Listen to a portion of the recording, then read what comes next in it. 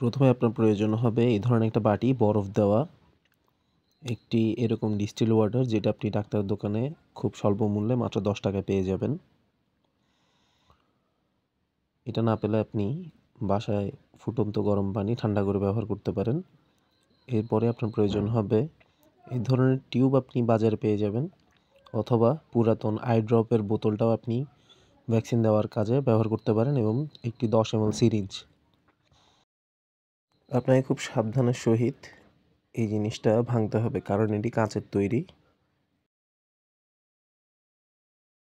এরপর আমরা সিরিঞ্জে 2 ml সমপরিমাণ পানি নিব অ্যাম্পুলের ভিতর থাকা ট্যাবলেটটি গোলানোর জন্য।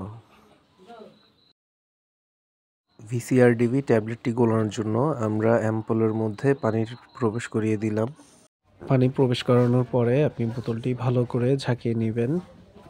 এরপর আমরা ওষুধটা সিরিঞ্জে বের করে নিলাম, 2 ml পানি যেটা ইঞ্জেকশনে দিয়েছিলাম। এবার আমরা এই পানিটাকে 6 ml করব। তো চলুন আমরা এখানে আরও কিছু পানি মিক্স করে টোটাল 6 ml করে নিই।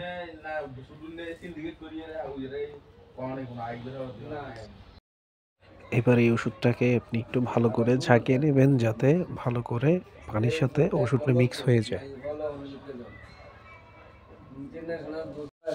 ভালো করে মিক্স করার পর প্রথমে রেডি করে রাখা ড্রপার এবং টিউবের ভেতরে আপনি ওষুধ নিয়ে মুরগিকে প্রয়োগ করতে পারবেন।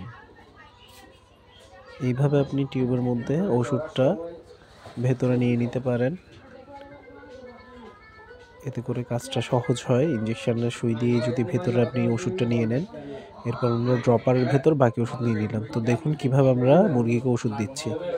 1 ফোঁটা করে চোখে দিয়ে কিছুক্ষণ ধরে রাখবেন, যতক্ষণ না মুরগি ঢোক গিলছে। ঢোক গিললে বুঝবেন যে মুরগি ওষুধটা সঠিকভাবে নিয়ে নিয়েছে। আমি আরও কয়েকটি মুরগিকে দিয়ে দেখাচ্ছি। এখন আমরা টিউব দিয়ে দেখাচ্ছি। ঠিক 1 ফোঁটা আপনি মুরগির চোখে দিয়ে দিবেন, দিয়ে একটু সময় ধরে রাখবেন। দেখবেন যে ওষুধটা আস্তে করে মুরগি গিলে ফেলছে। সঠিকভাবে ওষুধ দেওয়া হয়ে গেল। এবার আমরা আবার ড্রপার দিয়ে দেখাচ্ছি। দেখুন ঠিক 1 ফোঁটা দিয়ে দিবেন, দিয়ে একটু ধরে রাখবেন, দেখবেন মুরগি ঢোক গিলছে। ধন্যবাদ।